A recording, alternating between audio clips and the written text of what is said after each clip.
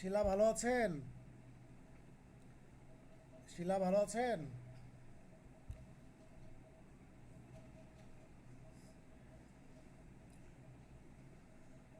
মুক্তা ভালো আছেন? জি স্যার, ভালো আছি।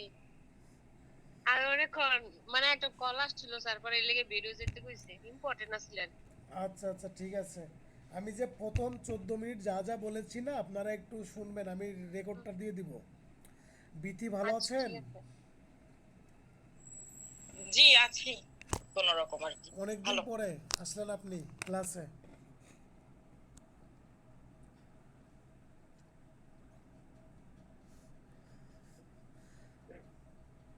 আচ্ছা, আমরা ক্লাস শুরু করে দিই। আমরা 61 ধারা পর্যন্ত পড়িয়েছিলাম।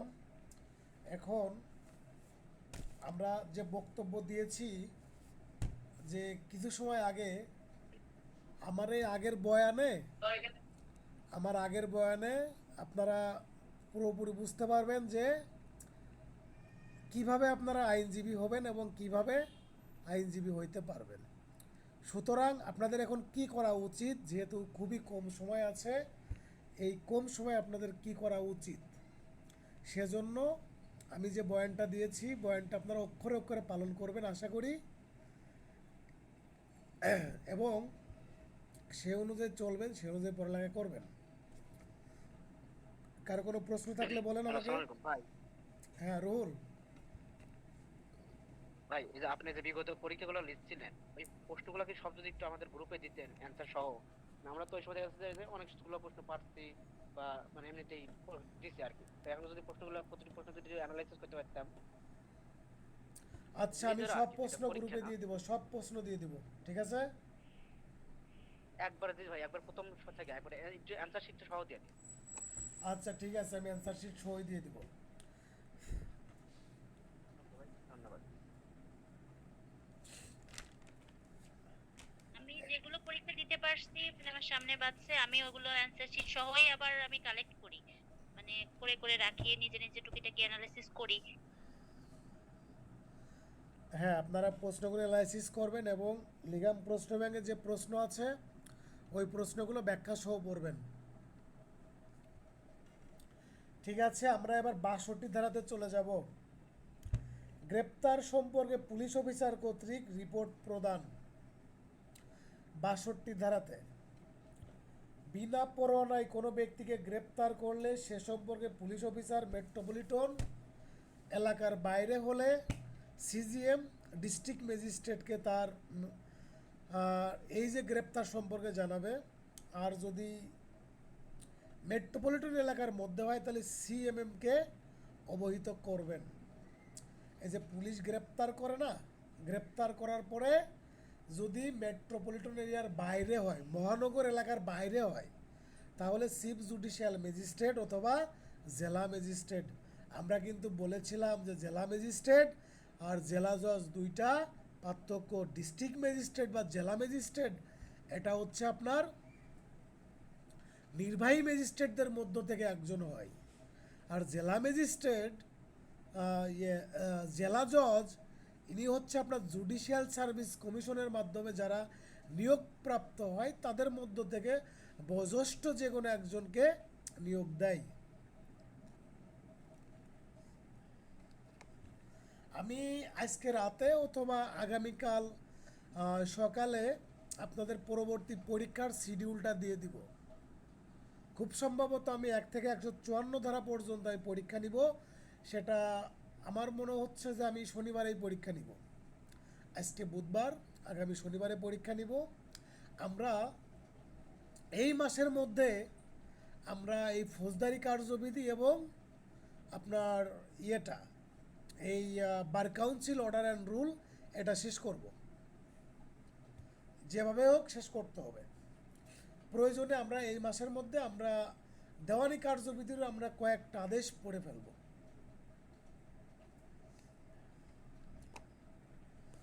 হ্যাঁ, এইটা গেল আপনাদের এখান থেকে গ্রেপ্তার করার পরে কাকে কাকে আপনার কি করবেন, অবহিত করবেন। তাহলে এখান থেকে আপনার এমসিকিউ আসলে কি আসবে, যদি মহানগরের বাইরে হয় তাহলে সিজিএমকে, আর মহানগরের মধ্যে যদি হয় তাহলে সিএমএমকে।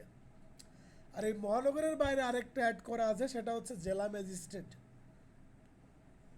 তাহলে মহানগরের এরিয়ার বাইরে হলে জেলা ম্যাজিস্ট্রেট আর চিফ জুডিশিয়াল ম্যাজিস্ট্রেট, দুই শ্রেণীর ম্যাজিস্ট্রেটকে কী করবেন, অবহিত করবেন।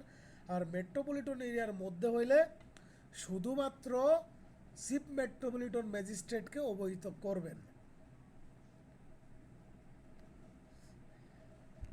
63 ধারাতে চলে যান। এখান থেকে এমসিকিউ আসলে এই এমসিকিউ আসবে, কাকে অবহিত করবেন। এরিয়া ভাগ করে দিবেন, এরিয়া ডিফারেন্স করে প্রশ্ন করবে।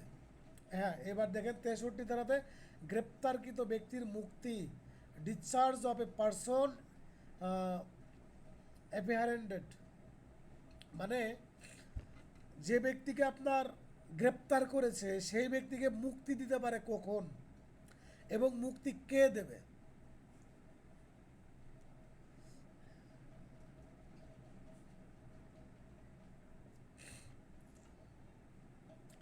এখন এই যে আপনার গ্রেপ্তার করা ব্যক্তিকে 3টা ক্ষেত্রে মুক্তি দিতে পারে। যদি তাকে, সে যে ব্যক্তিকে গ্রেপ্তার করেছে সে যদি মুচলেকা দেয় এবং যদি জামিনযোগ্য হয়, ম্যাজিস্ট্রেটের বিশেষ আদেশ যদি থাকে, ম্যাজিস্ট্রেটের যদি বিশেষ আদেশ থাকে, আবার যদি জামিনযোগ্য হয়, আবার যদি সেই ব্যক্তি যদি মুচলেকা দেয়, তাহলে তাকে কি করা যাবে, মুক্তি দেওয়া যাবে।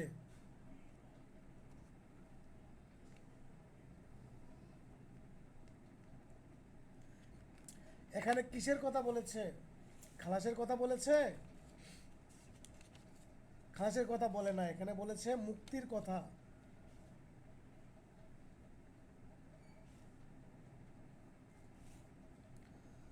মুক্তির কথা বলেছে, ঠিক আছে।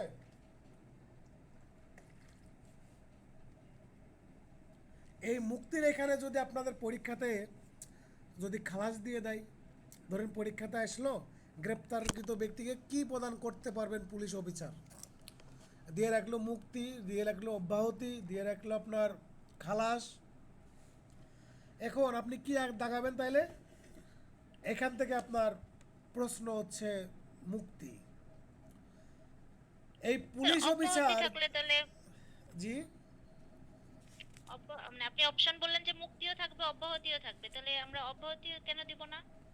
অব্যাহতি এই কারণেই দিবেন না, এখানে আপনার বেয়ার একটা মুক্তিই দেওয়া আছে, বেয়ার একটা মুক্তির কথাই বলা আছে। এই জন্য আপনারা এখানে কোনো অবস্থাতেই আপনারা অব্যাহতি দিবেন না।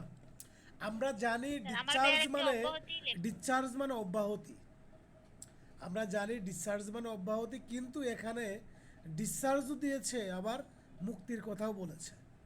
যেখানে বেয়ার একটা মুক্তির কথা বলতেছে সেখানে আপনি নিজে অব্যাহতির কথা বলতে পারেন না, ঠিক আছে। এখানে আমরা এই লজিকে যাব না যে ডিসচার্জ মানে অব্যাহতি, ডিসচার্জ মানে অব্যাহতি আমরা জানি, কিন্তু বেয়ার একটা আছে মুক্তি, আমরা মুক্তির বাইরে যাব না, কারণ আমরা বেয়ার একটের বাইরে যাব না। অনেক সময় লজিকে অনেক কিছু হয় না, ঠিক আছে। এখানে মিনিং করেছে মুক্তির কথাই।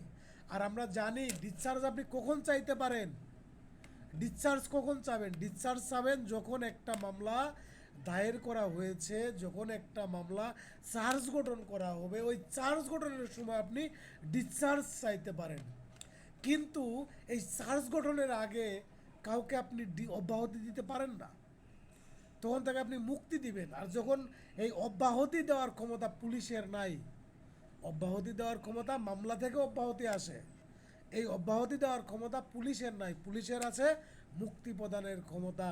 পুলিশ কখন মুক্তি প্রদান করতে পারে, যখন দেখে যে মামলাটা আমলযোগ্য না, মামলাটা জামিনযোগ্য এবং এটা কোনো গুরুত্বপূর্ণ অপরাধ না, গুরুত্বপূর্ণ অপরাধ না। যখন আমলযোগ্য হয় তখন কিন্তু অটোমেটিক আমলযোগ্য অপরাধের ক্ষেত্রে ওয়ারেন্ট ইস্যু হয়ে যায়, অটোমেটিক ইস্যু করা লাগে না, ম্যাজিস্ট্রেটের আদেশের প্রয়োজন নাই ওয়ারেন্ট ইস্যু করার জন্য।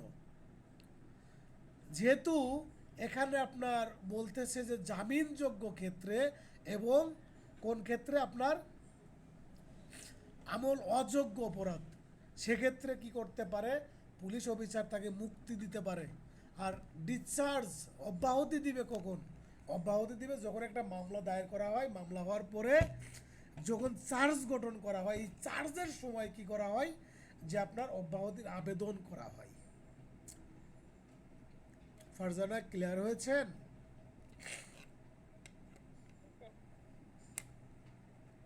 ফারজানা বুঝতে পেরেছেন? জি স্যার। ঠিক আছে, দেখেন তাহলে এখানে মুক্তি দিবে কোন কোন ক্ষেত্রে? যখন ওই গ্রেপ্তারকৃত ব্যক্তি মুসলেকা দিবে যে আমি এই ধরনের অপরাধ আর করব না। কোন ধরনের অপরাধ? যেটা আমল অযোগ্য অপরাধ, আমল অযোগ্য অপরাধ। তারপরে যেটা জামিনযোগ্য অপরাধ। আবার ম্যাজিস্ট্রেটের যদি বিশেষ আদেশ থাকে সেক্ষেত্রে পুলিশ অফিসার তাদেরকে মুক্তি দিতে পারেন। ৬৪ ধারাতে চলে যান। ম্যাজিস্ট্রেটের উপস্থিতিতে অপরাধ, ম্যাজিস্ট্রেটের উপস্থিতিতে অপরাধ, offence committed in magistrate presence. তাহলে ম্যাজিস্ট্রেট, যেখানে ম্যাজিস্ট্রেট নিজে স্বয়ং উপস্থিত আছে সেখানে যদি কোনো ব্যক্তি কোনো অপরাধ করে থাকে সেক্ষেত্রে বিধান। কোনো নির্বাহী এবং জুডিশিয়াল ম্যাজিস্ট্রেটের সামনে অপরাধ যদি সংগঠন হয়, ম্যাজিস্ট্রেট নিজে তাকে গ্রেপ্তার করতে পারবে অথবা গ্রেপ্তার করার নির্দেশ প্রদান করতে পারবে। তাহলে যখন ম্যাজিস্ট্রেটের সামনে কি করা হচ্ছে, কোনো অপরাধ করা হচ্ছে, তখন ম্যাজিস্ট্রেট নিজে তাকে গ্রেপ্তার করতে পারবে এবং পুলিশকে অথবা অন্য কোনো ব্যক্তিকে ক্ষমতা প্রদান করে তাকে গ্রেপ্তারের নির্দেশ প্রদান করতে পারবে। তারপর দেখেন ৬৫ ধারাতে আমরা চলে যাব যে arrest by in presence of magistrate, arrest by in presence of magistrate.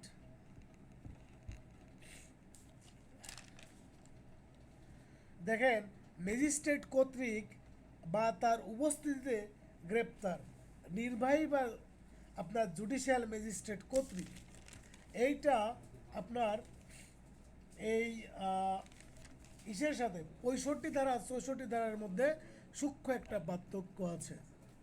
যেমন ধরেন কোনো ম্যাজিস্ট্রেট, নির্বাহী বা জুডিশিয়াল যাই হোক না কেন, তার উপস্থিতিতে ও তার এখতিয়ার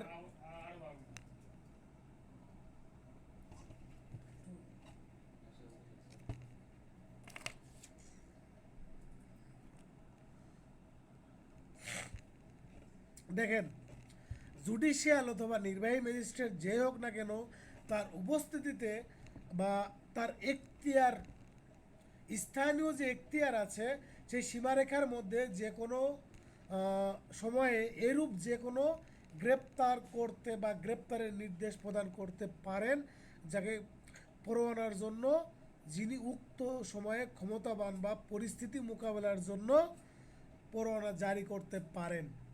এখানে এই ৬৪ ধারা আর ৬৫ ধারার মধ্যে দুইটা পার্থক্য আছে। এই ৬৪ ধারার মধ্যে সরাসরি অ্যারেস্টের কথা বলা নাই, টাইটেলে বলা নাই, কিন্তু এই ৬৫ ধারাতে সরাসরি টাইটেলে বলা হচ্ছে arrest or in presence of magistrate, arrest by magistrate or in presence of magistrate. এবং আপনারা এখানে আরেকটা জিনিস পাইবেন, সেটা হচ্ছে যে এই যে ম্যাজিস্ট্রেটের সামনে যে অপরাধ করেছে এই ম্যাজিস্ট্রেটের একটা এখতিয়ার আছে না, একটা এখতিয়ার আছে। এই এখতিয়ারের মধ্যে যদি কোনো অপরাধ করে থাকে সেই ক্ষেত্রে আপনার এই ৬৫ ধারা প্রযোজ্য হবে, সেই ক্ষেত্রে এই ৬৫ ধারা কি হবে, প্রযোজ্য হইবে। তাহলে আপনারা ৬৪ ধারা এবং ৬৫ ধারার মধ্যে একটা সূক্ষ্ম একটা পার্থক্য আপনারা পেয়ে গেলেন।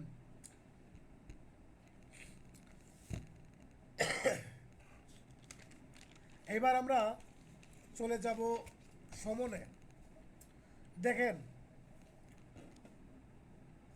কোনো ব্যক্তিকে আদালতে হাজির করার জন্য কয়েকটা পদ্ধতি আছে, কোনো ব্যক্তিকে আদালতে হাজির করার জন্য কয়েকটা পদ্ধতি আছে আমাদের আইনে।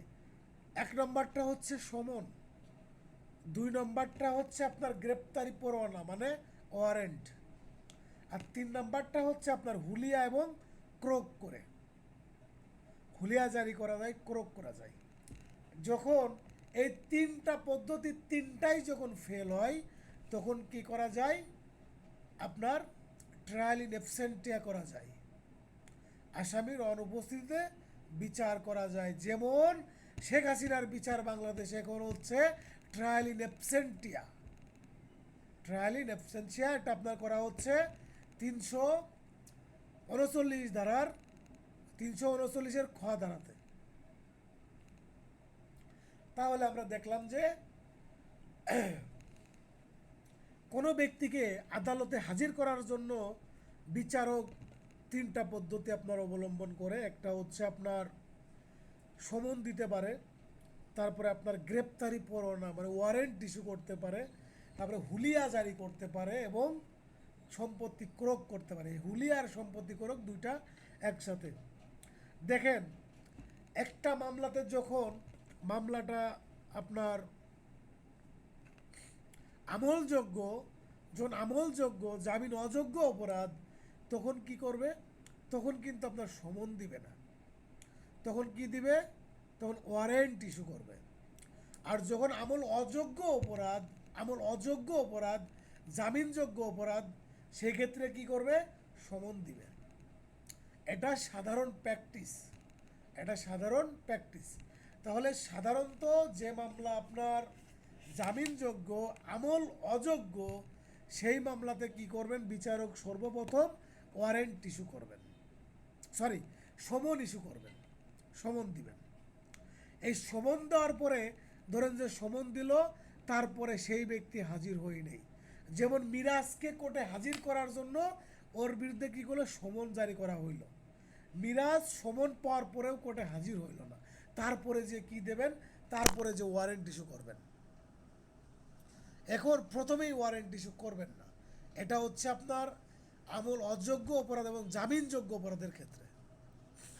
তারপরে গিয়ে দেখেন যে যখন একটা আপনার আমলযোগ্য অপরাধ জামিন অযোগ্য অপরাধ, সেক্ষেত্রে কি করবেন, বিচারক সরাসরি ওয়ারেন্ট ইস্যু করবেন, সরাসরি কি করতে পারেন, ওয়ারেন্ট ইস্যু করবেন। তারপরে গিয়ে যদি এই দুইটার কোনোটাই যদি ফেল না হয়, তাহলে আপনার হুলিয়া জারি করবেন, তারপরে যে সম্পত্তি করক করবেন। এই যে আপনার সমন, ওয়ারেন্ট এবং হুলিয়া করক, এই তিনটার কোনোটাই যখন ওই আসামিকে কোর্টে হাজির করতে পারে নাই, তখন আপনার জাতীয় পত্রিকাতে তাকে হাজির হওয়ার জন্য বিজ্ঞপ্তি দিবেন এবং 30 দিনের একটা সময় দিবেন। এই 30 দিনের সময়ের মধ্যে বলবেন যে আপনি উপস্থিত হন। যখন এই 30 দিনের মধ্যে জাতীয় আপনার বাংলা নিউজ পেপারে আপনার যখন বিজ্ঞপ্তি দিবেন, এই বিজ্ঞপ্তি পাওয়ার পরেও যখন কোনো ব্যক্তি হাজির হবে না, তখন তার অনুপস্থিতিতে কি করা যাবে, বিচার আরম্ভ করা যাবে। যেমন বর্তমানে কি হচ্ছে, শেখ হাসিনার বিচার হচ্ছে কিসে, আপনার এই যে 339 ধারার 39-এর খ ধারা অনুযায়ী। বুঝতে পেরেছেন সাধারণত কিভাবে কোর্টে হাজির করে এবং কিভাবে করবে।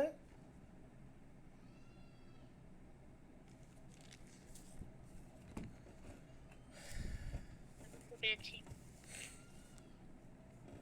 তারপর দেখেন, আমরা এবার কিন্তু সমনে চলে যাব। সমনের কথা বলা আছে 68 ধারা থেকে 74 ধারা পর্যন্ত। সমন দুই ধরনের হইতে পারে, এখন যদি আপনাদের পরীক্ষাতে প্রশ্ন আসে সমন কয় ধরনের হইতে পারে, তাহলে কি উত্তর করবেন, সমন দুই ধরনের হইতে পারে। একটা হচ্ছে কোনো ব্যক্তিকে হাজির করার জন্য সমন দিতে পারে। আরেকটা হচ্ছে কোনো দলিল বা অন্যান্য কোনো জিনিস হাজির করার জন্য বা আদালতে উপস্থাপন করার জন্য, আদালতে প্রদর্শনের জন্য কি করতে পারে, সমন দিতে পারে। তাহলে আমরা দুইটা ক্ষেত্র পাইলাম, একটা হচ্ছে মানুষকে হাজির করার জন্য, আরেকটা হচ্ছে আপনার কোনো দলিল বা অন্যান্য জিনিস উপস্থাপন করার জন্য আদালত কি করতে পারে, সমন ইস্যু করতে পারে। দেখেন 68 ধারাতে চলে যান, সমন জারি করবেন আদালত, আদালত ছাড়া সমন জারি করার এখতিয়ার অন্য কারণ নাই। সমন কি হইতে হবে, লিখিত হইতে হবে, সমন মৌখিক হয় না, সমন মৌখিক হয় না, সমন লিখিত হইতে হবে। সমনের 2টা কপি থাকতে হবে, সমনের 2টা কপি থাকতে হবে। আদালতের প্রিজাইডিং অফিসার বা সুপ্রিম কোর্ট কর্তৃক নির্ধারিত কোনো অফিসার কর্তৃক কি করতে পারবে, এই সমন স্বাক্ষরিত এবং সিলযুক্ত হইতে হবে। আদালতে যে প্রিজাইডিং অফিসার আছে বা বেঞ্চ সহকারী আছে বা আপনার পেশকার আছে, তাদের সিল এবং স্বাক্ষর থাকতে হবে। এই সমনে তাদের সিল এবং স্বাক্ষর থাকতে হবে। এখন এই সমন জারি করবেন কে? আমরা পাইলাম যে সমনের এলিমেন্ট যেমন হচ্ছে সমন ইস্যু করবেন আদালত, এটা লিখিত হইতে হবে, সমনের 2 কপি হবে, তারপরে আদালতের প্রিজাইডিং অফিসার কর্তৃক স্বাক্ষরিত এবং সিলযুক্ত হইতে হবে।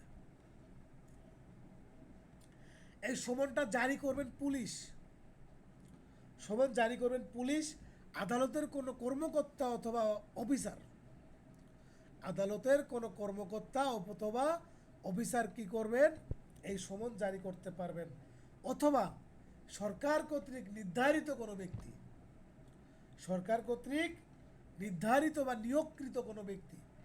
তাহলে আমরা 3 শ্রেণীর ব্যক্তি পাইলাম, একটা হচ্ছে আপনার পুলিশ, তারপর হচ্ছে আদালতের কোনো কর্মকর্তা বা অফিসার, তারপরে সরকার কর্তৃক নিয়োগপ্রাপ্ত কোনো ব্যক্তি অথবা সরকার কর্তৃক নিযুক্ত কোনো ব্যক্তি কি করতে পারবে, সমন ইস্যু করতে পারবে বা সমন জারি করতে পারবে। সরি, সমন জারি না, সমন ইস্যু। আচ্ছা, তাহলে আমরা সমনের এলিমেন্ট পাইলাম, সমন কারা জারি করবে সেটা পাইলাম, ঠিক আছে। এবার আমরা চলে যাব আপনাদের 69 ধারাতে, যেভাবে সমন জারি করা যাবে, সমন কিভাবে জারি করা যাবে। প্রতিটি সমন যার বিরুদ্ধে জারি করা হয় উক্ত ব্যক্তি বরাবর ব্যক্তিগতভাবে কি করতে হবে, সমন জারি করতে হবে। এক্ষেত্রে উক্ত ব্যক্তি সমনের ওপর পৃষ্ঠায় কি করবেন, স্বাক্ষর করবেন। এই অপর ব্যক্তি বলতে কাকে বোঝাচ্ছে বলেন তো? অপর ব্যক্তি বলতে কাকে বোঝাচ্ছে? যে সমনটা গ্রহণ করবে। জি, যে সমনটা গ্রহণ করবে।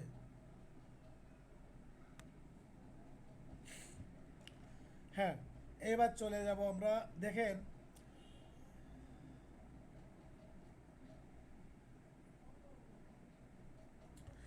আমাদের আগে যে সমন জারির যে পদ্ধতি ছিল সেখানে কি আনা হয়েছে, পরিবর্তন আনা আসছে, পরিবর্তন আসছে। আমরা আগে সমন জারি করতাম একটা কাগজের মাধ্যমে, আমি একটু আগে যেটা বললাম, আদালতের সিল থাকবে, তারপরে বেঞ্চ সহকারী বা আপনার পেশকার এদের সিল থাকবে, সিগনেচার থাকবে, তারিখ থাকবে। বর্তমানে এই যে ফৌজদারি কার্যবিধি 2025 সংশোধনীর মাধ্যমে সমন জারি করা যায় কীভাবে, সমন জারি করা যাবে আপনার মোবাইলে SMS আছে না, মোবাইলের SMS, মোবাইলে আপনার ভয়েস কলের মাধ্যমে, তারপরে আপনার সরাসরি কল করার মাধ্যমে, হোয়াটসঅ্যাপে SMS দেওয়ার মাধ্যমে, ইমেইল করার মাধ্যমে, এইগুলো পদ্ধতিতে কি করা যাবে, সমন জারি করা যাবে। তাহলে সংশোধনীর মাধ্যমে এই মামলার বিষয়বস্তুগুলো পৌঁছানোর একটা সহজ পদ্ধতি দিয়ে দিয়েছে। তাহলে এখানে আমরা যে জিনিসগুলো আমরা পাচ্ছি সংশোধনীর মাধ্যমে, সিপিসিতে যে পরিবর্তন আনা আসছে, এই আপনার সাক্ষ্য আইনে যে পরিবর্তন আসছে, সেম ক্যাটাগরির পরিবর্তন এই ক্ষেত্রে আপনার ফৌজদারি কার্যবিধিতেও নিয়ে আসছে। মানে এই বিচার ব্যবস্থাকে ত্বরান্বিত করার জন্য ডিজিটালাইজড করা হয়েছে, ডিজিটালাইজড করা হয়েছে। এই জন্য আপনার এই যে এখন কিন্তু একটা মামলা দায়ের করার ক্ষেত্রে মোবাইল নাম্বার, এনআইডি কার্ড, এইগুলো ম্যান্ডেটরি, দিতেই হবে, এগুলো ছাড়া মামলা হয় না। এখন হলফনামা দিতে হবে যদি সিভিল কেস হয়, ঠিক আছে? সুতরাং এখন যে আসামি থাকবে এটা শুধুমাত্র কিন্তু বাদীর ক্ষেত্রে না, যাদের বিরুদ্ধে মামলা করবে তাদের এনআইডি কার্ড থাকা লাগবে, এনআইডি কার্ডের নাম্বার এবং ঠিকানা থাকা লাগবে পূর্ণাঙ্গ, এবং তাদের সঠিক মোবাইল নাম্বার লাগবে, যেন এই হোয়াটসঅ্যাপের মাধ্যমে, ইমেইলের মাধ্যমে, আপনার ফোন কলের মাধ্যমে এই মামলা সম্পর্কে দ্রুত অবগত করানো যায় এবং দ্রুত যেন মামলাটা শেষ করা যায়। এবার আমি চলে যাব ৭০ ধারাতে। পরিবারের সদস্যদের উপর সমন জারি। দেখেন, যার বিরুদ্ধে সমন জারি করা হয় উক্ত ব্যক্তিকে পাওয়া না গেলে তার পরিবারের কোনো সাবালক পুরুষ সদস্যের উপর সমন জারি করতে হবে। আমরা এতদিন পরে আসছি যে দেওয়ানি কার্যবিধিতে সাবালক পরিবারের যে কোনো সদস্যের উপর, আর ফৌজদারি কার্যবিধিতে সাবালক পুরুষ সদস্যের উপর। কিন্তু এই যে 2025 সালের ফৌজদারি কার্যবিধি সংশোধনীর মাধ্যমে এই যে পুরুষ শব্দটা কেটে দিয়েছে, এই পুরুষ শব্দটা কেটে দিয়ে, এই কেটে দেওয়ার মানে কি? তাহলে এখানে নারী পুরুষ উভয়ই বোঝাবে, এখন উভয়ই বোঝাবে। তাহলে পুরুষ সদস্যের উপরও দেওয়া যাবে এবং নারী সদস্যের উপরও কি করা যাবে? সমন জারি করা যাবে, মানে পরিবারের সদস্যের উপর। তাহলে এখান থেকে আপনারা কি পাইলেন? এই যে আমরা আগে কি পেয়েছিলাম? আগে পেয়েছিলাম যে দেওয়ানি কার্যবিধিতে সাবালক পরিবারের যে কোনো সদস্যের উপর, আর ফৌজদারিতে আমরা পড়তাম যে সাবালক পুরুষ সদস্যের উপর। এখন এই পুরুষ শব্দটা কি হয়ে গেছে? কাটা হয়ে গেছে। তাহলে এখন সমন জারি করা যাবে সাবালক যে কোনো সদস্যের উপর। I think you are clear.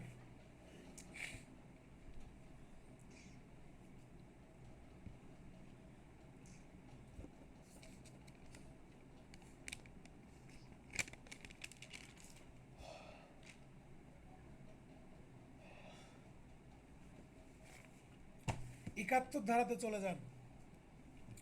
সমন লটকিয়ে জারি। সমন লটকিয়ে জারি। ধরেন সাবস্টেন্টিভ সার্ভিস অফ সমন।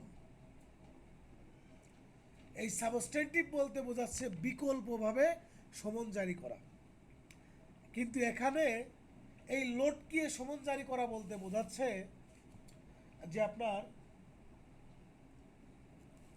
ইংরেজি টাইটেলটা দেখেন, procedure when service cannot be effected as before provided.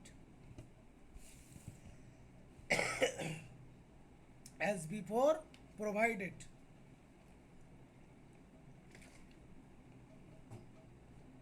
As before provided বলতে বোঝাচ্ছে যে 69 ধারা এবং 70 ধারার এই দুইটা পদ্ধতির এক পদ্ধতিতেও যদি সমন জারি করা না যায়, যদি ব্যর্থ হয় এই দুই পদ্ধতিতে জারি করতে, তখন পদ্ধতি কি?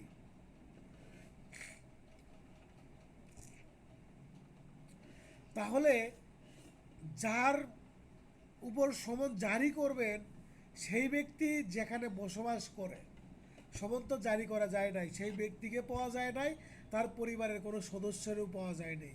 যে অ্যাড্রেসটা দেওয়া আছে সেখানে একটা ঘরই শুধু পড়ে আছে, পরিবারের কোনো সদস্য নাই, ওই ব্যক্তিও নাই। তখন এই সমনটা কি করা যাবে? ওই যে ঘরটা পড়ে আছে ওই ঘরের দরজার সামনে বা সম্মুখে ওই সমনটা লটকিয়ে দিয়ে বা ঝুলাইয়ে দিয়ে রেখে চলে আসতে হবে। এই চলে আসাটাকে, এটাকে বলা হচ্ছে কি আপনার লটকিয়ে সমন জারি। তার মানে কি? এখানে তার পরিবারের সদস্য নাই, সেই ব্যক্তি নাই। যখন তারা কেউ নাই তাহলে তো সমন তো জারি করতে হবে। তখন ওই যে বাসগৃহ আছে এই গৃহের দরজার সামনে অথবা যে কোনো সম্মুখে কি করা যাবে? সমনটা টানায় দিয়ে চলে আসতে হবে। সমনটা টানায় দিয়ে চলে আসবে। চলে আসলে কি হবে? সমন জারি হয়েছে মর্মে গণ্য হইবে। তারপর দেখেন, এটা গেল 61 ধারা। 62 ধারাতে চলে যাব। প্রজাতন্ত্রের কর্মচারীর উপর সমন জারির পদ্ধতি, service on servant of Republic, service of সমন অন সার্ভেন্ট অফ রিপাবলিক, সরকারি কোনো কর্মচারীর উপর আপনার সমন জারির পদ্ধতি। প্রজাতন্ত্রের কোনো কর্মচারীর উপর যদি সমন জারি করতে হয়, সেক্ষেত্রে এই যে ওই সরকারি কর্মচারী বা কর্মকর্তা যে অফিসে চাকরি করে, ওই অফিসের যে প্রধান আছে, ওই অফিসের যে প্রধান আছে, সেই প্রধান বরাবর কি করতে হবে? সমন জারি করতে হবে। সরাসরি ওই ব্যক্তিকে সমন দেওয়া যাবে না, সরাসরি ওই ব্যক্তিকে কি করা যাবে না? সমন দেওয়া যাবে না।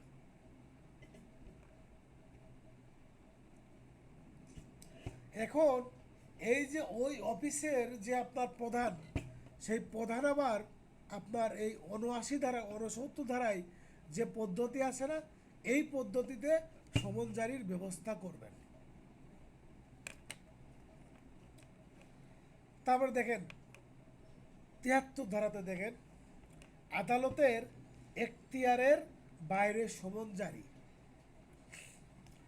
যেমন ধরেন যে মামলা হয়েছে ফরিদপুরে, আসামি বসবাস করে ঝিনাইদহতে।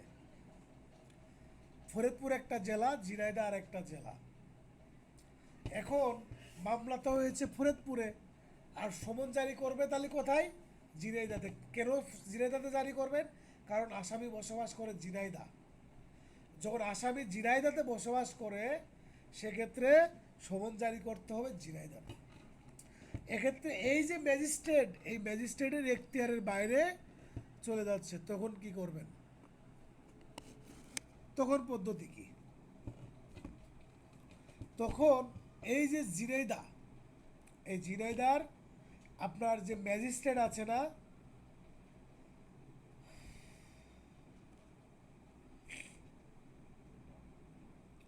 ওই ম্যাজিস্ট্রেট বরাবর সমন জারি করবেন, বা ম্যাজিস্ট্রেটের কাছে কি করবেন? ওই সমনটা প্রেরণের জন্য দিবেন।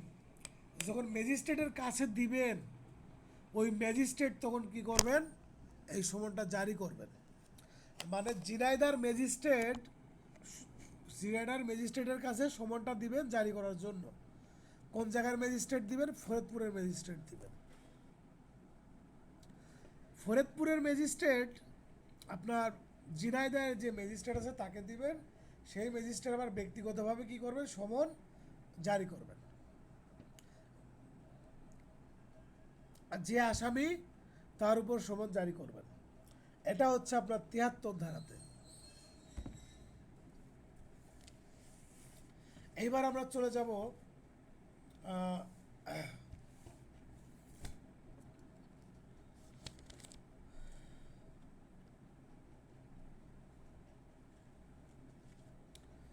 74 ধারাতে চলে যাব। 74 ধারাতে চলে যাব। আমরা যে এই যে আপনার 73 ধারা পড়লাম, এই 73 ধারা থেকে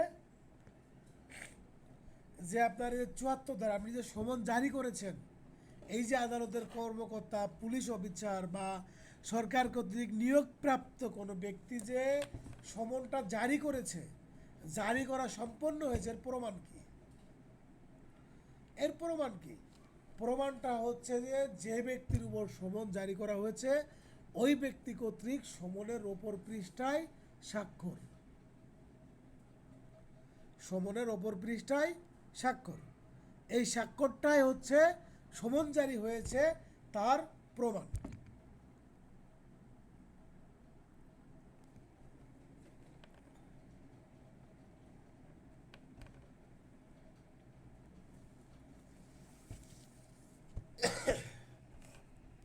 এই গেল আপনার আমার এই 68 ধারা থেকে 74 ধারা পর্যন্ত সমন। এখন আমরা পরবর্তী ক্লাসে না, পরবর্তী সেশনে আমি লিঙ্ক দিচ্ছি। এই লিঙ্ক দেওয়ার পরে আপনারা আবার সবাই যুক্ত হবেন। আমি আপনার ওয়ারেন্টটা পড়াবো। ওয়ারেন্ট, তারপর আমরা যতটুকু সম্ভব আমরা পড়ে আমরা আজকের মতো ক্লাস শেষ করব। পরবর্তী ক্লাসের শিডিউল আমরা শুক্রবারে হয়তো দিব, শুক্রবারে ক্লাস নিব, শনিবারে হয়তো পরীক্ষা নিব, আর বাকিটা ইনশাল্লাহ আপনার আমার চেষ্টাতে আমরা সবাই ভালো কিছু করব।